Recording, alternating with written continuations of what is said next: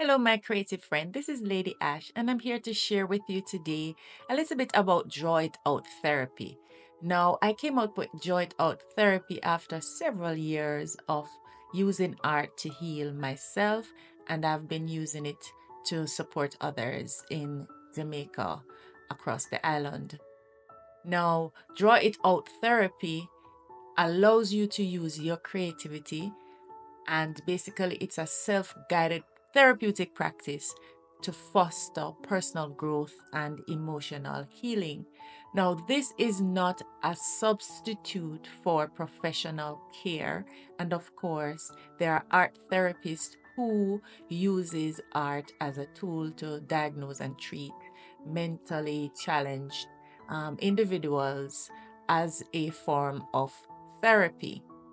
Now, Draw It Out therapy allows you to be in your own space, in your own time, in your own little corner, and connect with who you are and what is happening in your life. And it helps you to draw out that pain, to express yourself, and to come up with a solution that is already within you. Draw It Out therapy empowers individuals. It empowered me for a very long time. It allows you to explore your emotions independently of others. This is a way to help you to cope. A lot of us would like professional help, but even before we get to that stage, sometimes we're just stressed out. Sometimes we just need to find that solution. Sometimes we just need to introspect. This is a way to do that. A common misconception about draw it out therapy is that there's this idea that every single brushstroke, every mark must be psychoanalyzed like a crystal ball to see if you find some deep hidden truths about something. In reality, what you need and what it provides is really a deep personal space for expression and mindfulness. The founder of Joy to Therapy, myself, Shawn Ashman, I'm encouraging you to use this along with other methods like talk therapy, which our kids are used to, but allowing them also to draw out their feelings, to channel those feelings into creativity while embracing who they are and enhancing their ability to articulate the issues that they're going through, or so that they can express themselves and be more clearly understood. The whole process is not about creating a masterpiece, it's about making peace, master PEACE, with your inner world. The root of draw it out therapy, let me give you some background on this. I'm an artist from Kingston, Jamaica, and I coined this concept over years of doing it for myself and, of course, extending various kinds of services to the Jamaican populace. I became a professional artist in 2005, and I relied heavily on art to navigate my family crisis, to challenge my working environments, and, of course, to work with my struggles with self efficacy. My journey with art began with painting sessions with a man named Bassa Clayton on the side of the streets, and that progressed in me doing various types of artwork and learning. And of course, I had that deep down feeling of giving back to others and helping others to find a space for creative expression, because I'm like, I can do this. This is so much fun for me. Let me help to give an outlet for self expression to other persons. So, over the years, I have done so many different types of initiatives. I started a summer school program for years now where I had students coming in and I teach them art and self-expression and how to draw out their feelings. I then started the movement of paint and sip here in Jamaica, where at the wine shop we used to use a little bit of some wine, and we used to have some creative classes there. And that was before the whole paint and sip movement became a boom.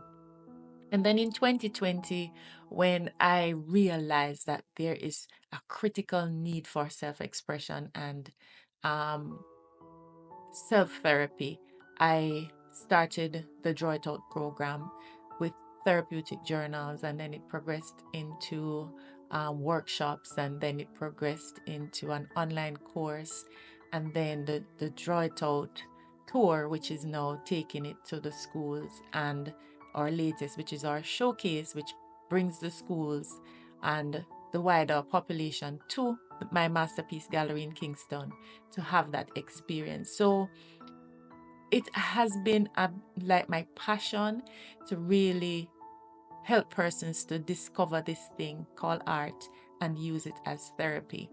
Now, over the years, I didn't know how to process a lot of the things, especially after sessions where persons are opening up to me. I didn't know how to assess whether they had gone through trauma. I didn't have the words nor the language.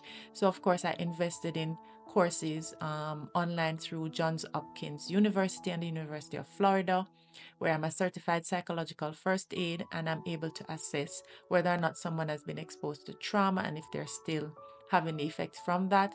And of course, I completed healing with the arts, not just visual arts, but the arts in general.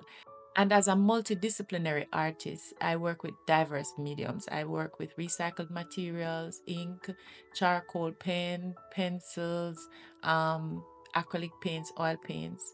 I basically tailor my products and my workshops to suit my clients so that it resonates with them. Sometimes it might be a vision board, it might be a collage, whatever it is that brings home the point, whatever we're trying to get across. I use those tools.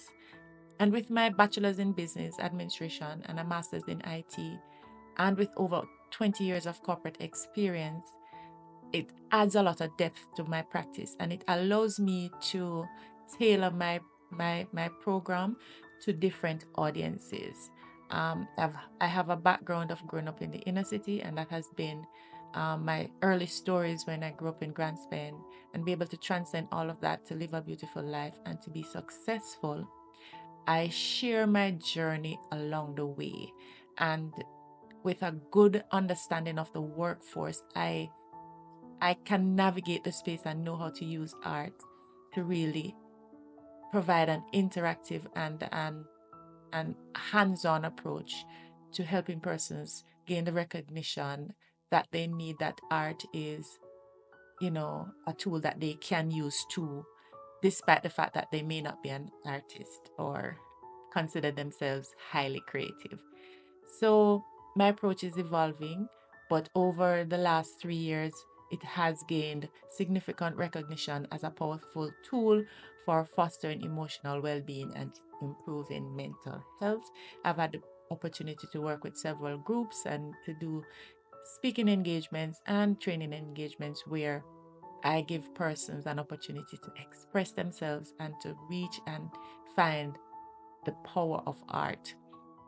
No, when my mother was ill a couple of years ago, I was with her in the hospital, and it was a very good experience because I really was passionate about just supporting this loving being that brought me into this world. My mother has done the best she could um, in having me here, and it was really my joy to be in the hospital to support her every leg of her assessments, everything that she had to do.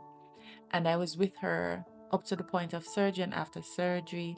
And then unfortunately, I became ill, having been in this space, and I guess wasn't eating properly and getting enough sleep. And so I had to go home. And for me, that was devastating because I just felt that she should not have been alone. Well, certainly she wasn't alone because my brother was also with her. Um, but just I wanted to be there more, and I wanted to be there to just support her through this journey. And so I felt really, really hurt. And I went home and I felt broken. And I went out back and I saw the tiles that I had, and I started just breaking them. And I created what turned out to be the healing garden, which is a mosaic um, design of the paved area in my backyard. And it was beautiful. And I did it at night after work. And, it was really my way of getting out the pain I was feeling. And what's so amazing is in the night there, you don't really see how beautiful this thing is until it was finished, or in the daytime, you see the progress that you have made. It just really warms my heart. Over time, this space has become so sacred for me. I go out back and I pray and I sit on that tiled area, and it brings me so much joy. And it just reminds me that, you know, the act of creative restoration can be a beacon of hope for you. It can provide beauty in the midst of tragedy, in the midst of pain, if you are willing to create something. Just let it out in a very creative way. So not only are you benefiting from the therapeutic value of it, but it's there to remind you and to also to share with others, you know, what you have done, and the benefit that you've had from it. So it has been a journey of learning and growth for me. I enjoy my sessions. Every single thing that I do, I pour my heart into it. I want the best for my clients. And sometimes I just have way too much fun. It just doesn't feel like work. And this is why I know that I made the right decision to leave my 9 to 5 to do this. It's my passion, it's my way of giving back, and it's just amazingly fun and therapeutic. So over time, the Draw It Out therapy has proven time and time again that it can create for you a sanctuary for self expression. It can help you to process your trauma, can help you to build connection with your family, your children, and also your community. And as it continues to grow, I am really just hopeful that more persons will come on board and support the initiative so that we can have, you know, a wider cross section of our population benefiting from such a simple and accessible tool. So, art can remind us that broken pieces in our lives can become an extraordinary work of art. It can become a mosaic of hope and renewal.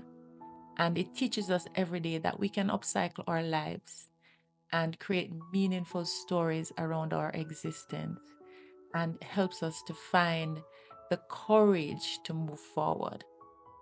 So, as you start this beautiful year, I would love to offer you the encouragement to stay focused, to live in color, and to find time to express yourself.